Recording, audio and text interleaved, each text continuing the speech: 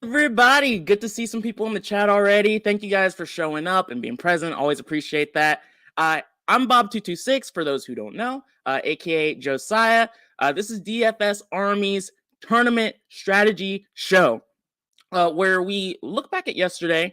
I did not have the best day yesterday, but there were some things that we did well. We'll look back, see what we did well, see some areas that we missed and can improve upon, and then get to today, get to nitty gritty, and go from there. The pre-log show will happen later today at 5:30 p.m. That's the show where we dig a little bit deeper, use the DS, and set up our lines and just kind of walk through that. To view that show, you have to be a VIP member, and you can do that by joining DFS Army by clicking the link in the description and using promo code BOB for a 10% discount. So now that stuff's all out of the way, let's focus on last night's games. So we had Jordan Poole make the $100,000 nuts lineup. That was not a surprise. I think everyone knew when Klay Thompson was out, we knew to stuff and play Jordan Poole. So that makes sense. Banton made a ton of sense as well. The Raptors were a bit of a shit show last night with Nick Nurse and the rotations and injuries and even the starting lineup news. We found out that Flynn wasn't starting, but Banton was starting, and so that automatically flew Banton all the way up to being one of our more popular plays, and he was 30% owned last night, so that's not a shock.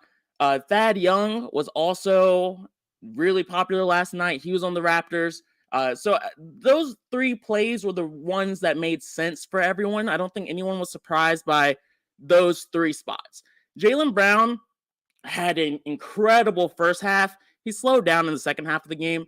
But Jaylen Brown was definitely someone that we kept in our player pool, was a GPP viable play, made some of our lineups. So he was definitely someone that was on the right track for us. So not overly concerned with that situation. We could have increased our exposure to him, but I'm okay with the way that went. Bam Adebayo, yesterday on the pre-lock show, we actually talked about him in that situation. And I mentioned how I liked Bam more than Jimmy. But still, I didn't really increase my exposure to him. It was definitely a nice spot for him, but went in another direction. He was only 2.6% owned, so I don't feel like I missed out on too much. Alex Sedge Pokusevski smashed last night. This was one of those Thunder Poku games, and we left him in our player pool, so I don't feel like we made a mistake there. We didn't get a ton of exposure. We could have increased, but I just feel like that was one of those spots I would not have called. I think we know when all the Thunder guys are healthy, I don't care to take too many shots on it. If the DS put him in there, it would have been fine, but hopefully next time it works out. Javon Carter was someone that also made a ton of sense. Drew Holiday was out still, and Javon Carter was someone that we were on earlier in the day, but towards the end, we just got off him. So it's just one more reminder, don't forget the little things. Nice, Mr. 5 cents. Good call being over on Pokusevski. Like that was awesome. Good stuff. I think Giannis hurt a lot of people yesterday. I don't regret the Giannis call. I don't regret playing Giannis. He was in a smash spot. It just didn't come through for him. That happens sometimes. So all in all, yesterday was a day where we did some things right. We missed on a few things, had some unlucky breaks, but overall, let's keep moving forward. We had a few DFS Army members have some really good nights. I know we had some members do well in the mini as well, so definitely some things to be excited about, but let's crush tonight and focus on that more so. This first game, we are starting off with things staying interesting. We have the Memphis Grizzlies at the New Orleans Pelicans. This game should be fun. For those of you who don't know, Desmond Bane is out, and he will be out for a while. This is a nice spot for Ja Morant. His usage rate moves to 35.5%. When Bane is out, that's 1.47 fantasy points per minute production that he also has. So everyone and their mom is going to want to play Ja Morant tonight. I'm not going to talk you off of them. I'll be there too. I'll probably at least match the field. I'm not sure if I'll get leverage on him or not yet. We'll see how the day goes. But this is a slam spot for a lot of the guys on this team when Desmond Bane is out. Guys like Dylan Brooks, he's a 31.3% usage rate without Desmond Bane. Jaren Jackson is an interesting case. He should be returning today from injury. He's been out for forever. Last year, he missed most of the season too. But Jaren Jackson is a dominant player and a starter on this team. I don't believe we'll see very many minutes for him tonight. This is his first game back. He should see a minutes limit of some sort. For those of you who know, who were around last year during the playoffs in particular, I have a soft spot for Jaren Jackson Jr., but you don't have to worry about it. If the DS isn't giving me him today, I probably won't have a lot of exposure to him. And even if the DS does give me a lot of them, I probably won't have a lot of exposure to him. Next up, we have the Pelicans. So this game in general is just something that could be a really exciting situation. Zion Williamson is questionable, so we definitely have to keep an eye on that. If he is out, boy, we could have a field day with CJ McCollum, with Brandon Ingram, with Valanciunas. A lot of guys to be excited about. Mr. 5 Cents, you are spot on correct. We didn't talk about that, but really, Jaren Jackson Jr. coming back, I'm a lot less interested in these backup players who are still priced too high, like Aldama, like you mentioned, and let's see here. There's some other guys that I'm not as excited about. Aldama, David Rhodey, Jake Lavaria, they should all be losing a few minutes to Jaren Jackson Jr. here. Like I was talking about, though, with the Pelicans, if Zion is out, we can definitely load up on a lot of the starters here. Trey Murphy should move into the starting spot. We can take some shots on him as well if Zion's out. Overall, though, if Zion's healthy, no one really stands out too much on this team. I'll probably just let the DS decide my fate on what happens to the Pelican guys if everyone's healthy.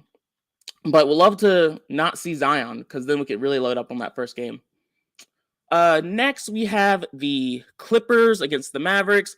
The Mavericks play at a super slow pace. And so I don't love to play guys against the Dallas Mavericks. It's just not my favorite thing to do. Looks like so far the DS isn't loving any of them either. John Wall is more than likely going to play. This is the back end of a back-to-back for them. He didn't play yesterday. He typically plays one of the two. So that wouldn't shock me to see him have a really, really strong performance.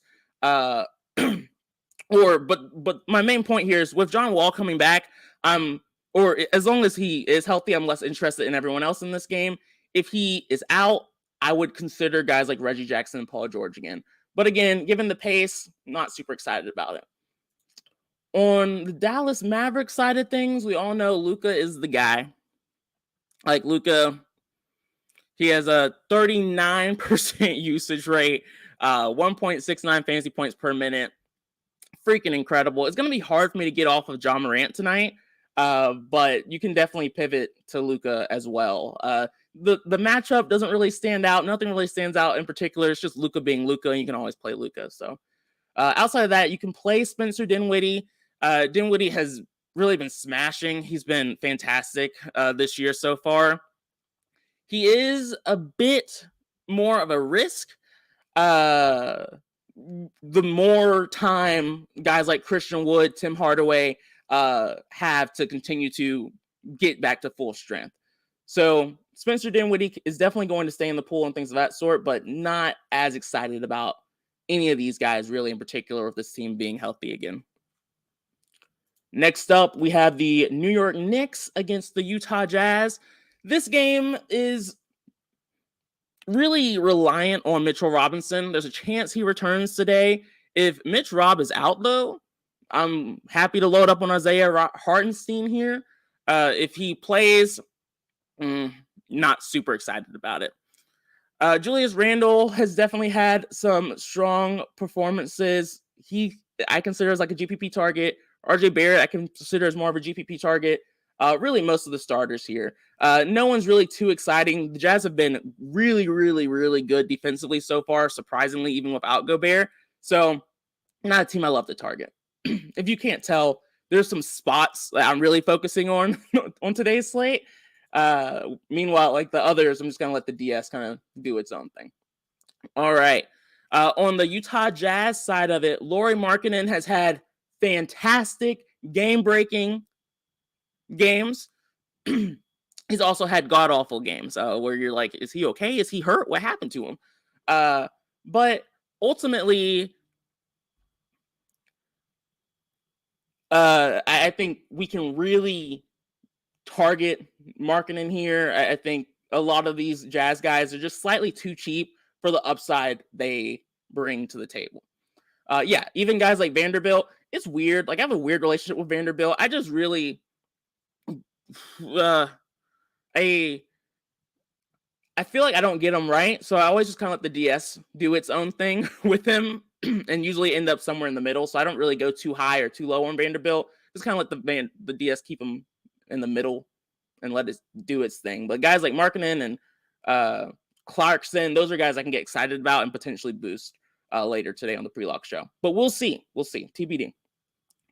Now this Brooklyn Nets game against the Kings, this is one that should be interesting. Kyrie Irving is still out.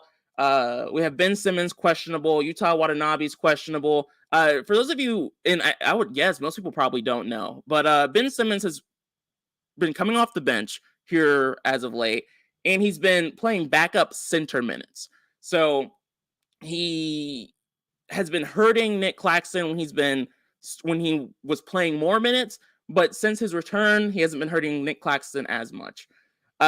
So if Ben Simmons is in, I'm a lot less interested in Nick Claxton. Nick Claxton has been playing well over the last few games with Ben Simmons back, but Ben Simmons his minutes have been limited when he is actually healthy and playing. So I'm just curious to see what they do with Ben Simmons. That will probably just determine my fate on Nick Claxton. I already mentioned like Isaiah Hartenstein, who I like more so anyway, so I wouldn't be completely bummed to have to get off of Claxton a little bit. Kevin Durant, the Kings are one of the worst defenses in the NBA. It's totally fine to play Kevin Durant here. Great matchup. Again, the issue is going to be it's going to be hard to get off of Ja Morant to afford Kevin Durant, but Kevin Durant is totally in play here. Steph Curry is probable. He should be coming back.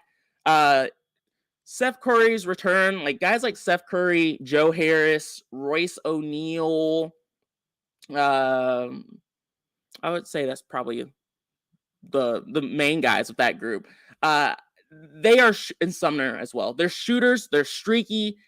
They're guys that I don't want as a core play. They're guys that will be more like lineup fillers for me than anything. But they're all in play for like GPP. Like we've seen Royce O'Neal have upside. We've seen Joe Harris have upside. Steph Curry can shoot for days. He's priced well too, so that's why I'm not worried about him being limited. So I don't have like a ton of Steph Curry exposure, but he'll definitely still be in my lineups or in my pool. All right, for the Sacramento Kings, surprisingly, the Nets have actually been better on defense as of late, which is weird, even with like Kyrie Irving being out. Let's see, what is it? The Nets have the second best defense over their last 5 games. That's wild. The Nets having a decent defense. I'm not gonna worry about that too much, but it's something I definitely am going to consider. The Nets have still been pretty bad in the paint in the front court. So guys like Domantas Sabonis definitely do stand out a lot. And if he's not going to be that popular today, someone that will probably land on my leverage sheet today. Guys like Malik Monk, Kevin Huerter, Harrison Barnes, they're all pretty streaky scorers, so they really need their shot to fall, but that's why you keep them in your player pool for that exact reason. De'Aaron Fox has sneaky upside. I know he burned a lot of people last time out, so if that leads to lower ownership, I think we can definitely attack him there as well. All right, guys, one more game. We have the Spurs against the Portland Trailblazers. When it comes to the Spurs, they played last night. Their rotation was insane. I might rewatch the game. I might look back at rotations. I don't know. But it was a lot. And I know Richardson was able to get there towards the end of the night, but he struggled a little bit. Keldon Johnson, he still leads the team with a 28% usage rate, but I know his minutes were looking a little weird yesterday. ultimately, I'm not going to really overthink it too much. I think this is a great matchup against the Trailblazers, one that we can definitely attack. Yeah, Bessie has impressed as well this season so far. I'm curious to see who's going to be in and or out for them on this slate. I think that's probably going to determine what I do with the Spurs the most. Like Trey Jones, he has an illness, so he's TBD. Langford's TBD. So a few situations I just want to get a little bit of clarity on, because like Trey Jones being out is gigantic, like we saw to an extent yesterday. So just curious to see what they do there. Outside of that, no one really stands out. It's going to be more of a news situation for me. Just kind of feel it out. Hopefully we get it soon or before lock. Just so you guys know, lock is at 7:30 today. So have a little bit of extra time to get a little bit more news. Last game or last team on the slate, we have Josh Hart. Damian Lillard, of course, has been crushing. That's not really an of course. That's kind of a surprising. He's had some big outings as of late. He's definitely in play. The Spurs are not a great defensive team the way they are built right now. And again, like John Morant's going to be the chalky stud play. All the other studs are possible pivots. Scott, why don't you have your cores ready yet, man? Get it together. Get it together. Oh, guys, Scott had a really good podcast with Geek. The Geek put it in the Discord for VIP members. It's also on the YouTube channel as well. So definitely check out the Scott and Kevin Allen Geek video. They talk through Scott's process. They talk through everything. Go check out Scott's video he did with Kevin. Apparently, Scott doesn't want you to watch it. So, I don't know. And yeah, an extra 30 minutes to scramble, extra 30 minutes to make some crazy changes. Sometimes those last minute changes, I think Scott would attest to this. I really don't like to run the DS until I don't like to do like my final run until like 15 minutes before lock. So, yeah, I'll be playing around with things throughout the day, but that final run will be like right there before lock. Well, all right, guys, only a 5-game slate, not too much to get into. Feel free to reach out to me in Discord, but I look forward to seeing everyone on the pre-lock show later today at 5:30 p.m. Eastern. Don't forget to like and subscribe to the channel. Look forward to seeing everyone later.